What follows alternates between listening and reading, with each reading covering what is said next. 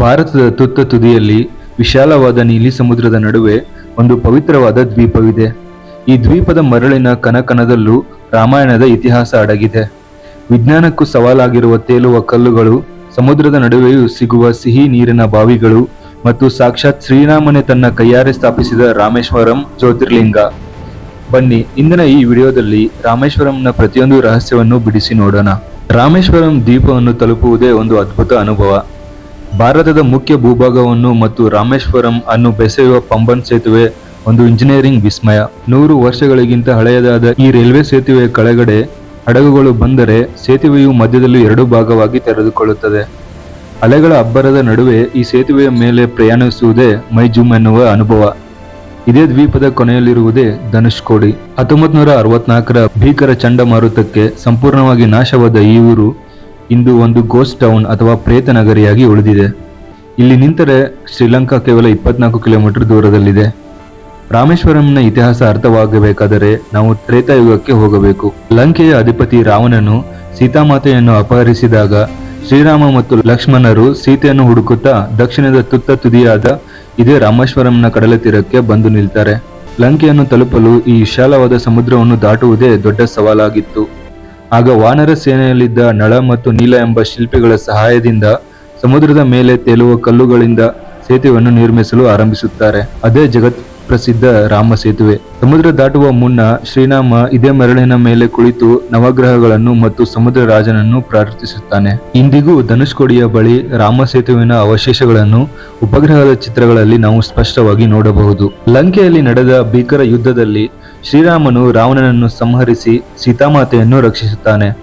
ಆದರೆ ರಾವಣ ಒಬ್ಬ ರಾಕ್ಷಸನಾಗಿದ್ದರೂ ಆತ ಪುಲ್ಯಸ್ತ ಬ್ರಹ್ಮನ ಮೊಮ್ಮಗ, ಅತ್ಯಂತ ಶ್ರೇಷ್ಠ ಶಿವಭಕ್ತ ಮತ್ತು ಮಹಾನ್ ವೇದ ಪಂಡಿತನಾಗಿದ್ದನು. ಒಬ್ಬ ಬ್ರಾಹ್ಮಣ ಮತ್ತು ಶಿವಭಕ್ತನನ್ನು ಕೊಂದ ಕಾರಣಕ್ಕಾಗಿ ಶ್ರೀರಾಮನಿಗೆ ಬ್ರಹ್ಮ ಹತ್ಯಾ ದೋಷ ಎಂಬ ಕರಾಳ ಪಾಪ ಅಂಟಿಕೊಳ್ಳುತ್ತದೆ. ಒಂದು ಕಪ್ಪು ನೆರಳಿನಂತೆ ಆ ದೋಷ ರಾಮನನ್ನು ಕಾಡತೊಡಗುತ್ತದೆ. ಈ ಮಹಾಪಾಪದಿಂದ ಮುಕ್ತಿ ಪಡೆಯಲು ಅಗಸ್ತ್ಯ ಮುನಿಗಳ ಸಲಹೆಯಂತೆ ಶ್ರೀರಾಮನು ರಾಮೇಶ್ವರಂಗೆ ಹಿಂತಿರುಗಿ ಅತಿ ದೊಡ್ಡ ಶಿವಲಿಂಗವನ್ನು ಸ್ಥಾಪಿಸಿ ಪೂಜಿಸಲು ನಿರ್ಧರಿಸುತ್ತಾನೆ. ಇದಕ್ಕಾಗಿ ಒಂದು ಶುಭ ಮುಹೂರ್ತವನ್ನು ಸಹ ನಿಗದಿ ಮಾಡಲಾಗುತ್ತದೆ. ಕೈಲಾಸ ಪರ್ವತದಿಂದ ಅತ್ಯಂತ ಶ್ರೇಷ್ಠವಾದ ಲಿಂಗವನ್ನು ತರಲು ಪರಮಭಕ್ತ ಹನುಮಂತನನ್ನು ಕಳುಹಿಸಲಾಗುತ್ತದೆ. ಆದರೆ ಕೈಲಾಸದಲ್ಲಿ ಶಿವನ ದರ್ಶನ ಪಡೆಯಲು ಹನುಮಂತನು ತಪಸ್ಸು ಮಾಡಬೇಕಾಗುತ್ತದೆ. ಇದರಿಂದ ಆತ ಹಿಂದಿರುಗುವುದು ತಡವಾಗುತ್ತದೆ. ಇತ್ತ ರಾಮೇಶ್ವರಂನಲ್ಲಿ ಶಿವಲಿಂಗ ಸ್ಥಾಪನೆಯ ಶುಭ ಮುಹೂರ್ತ ಮೀರಿ ಹೋಗುತ್ತಿರುತ್ತದೆ. ರಾಮನು ಚಿಂತಾಕ್ರಾಂತನಾಗುತ್ತಾನೆ. ಆಗ ಸೀತಾಮಾತೆಯು ತನ್ನ ಪತಿಯ ದೋಷ ನಿವಾರಣೆಗಾಗಿ ತಕ್ಷಣವೇ ಸಮುದ್ರ ತೀರದ ಮರಳನ್ನು ಒಟ್ಟುಗೂಡಿಸಿ ತನ್ನ ಸ್ವಂತ ಕೈಗಳಿಂದಲೇ ಒಂದು ಸುಂದರವಾದ ಶಿವಲಿಂಗವನ್ನು ನಿರ್ಮಿಸುತ್ತಾಳೆ. ಅದೇ ರಾಮಲಿಂಗ. ಸ್ವಲ್ಪ ಸಮಯದ ನಂತರ ಅಲ್ಲಿಗೆ ಬರುವ ಹನುಮಂತನಿಗೆ ತಾನು ತಂದ ಲಿಂಗಕ್ಕೆ ಪೂಜೆ ಆಗಲಿಲ್ಲವೆಂದು ತೀವ್ರ ನಿರಾಸೆ ಮತ್ತು ಕೋಪ ಬರುತ್ತದೆ. ಹನುಮಂತನ ಕೋಪ ಶಮನ ಮಾಡಲು ರಾಮನು ಮುಗುಳ್ನಗುತ್ತಾ, ನಿನಗೆ ಸಾಧ್ಯವಾದರೆ ಈ ಮರಳಿನ ಲಿಂಗವನ್ನು ಕಿತ್ತು ಹಾಕು, ನೀನು ತಂದ ಲಿಂಗವನ್ನೇ ಪೂಜಿಸುತ್ತೇನೆ ಎನ್ನುತ್ತಾನೆ.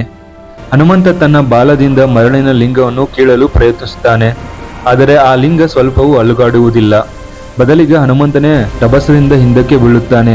ಭಕ್ತನ ನಿರಾಸೆಯನ್ನು ಹೋಗಲಾಡಿಸಲು ಶ್ರೀರಾಮನು ಹನುಮಂತ ತಂದ ಲಿಂಗವನ್ನು ಪಕ್ಕದಲ್ಲಿಯೇ ಸ್ಥಾಪಿಸುತ್ತಾನೆ.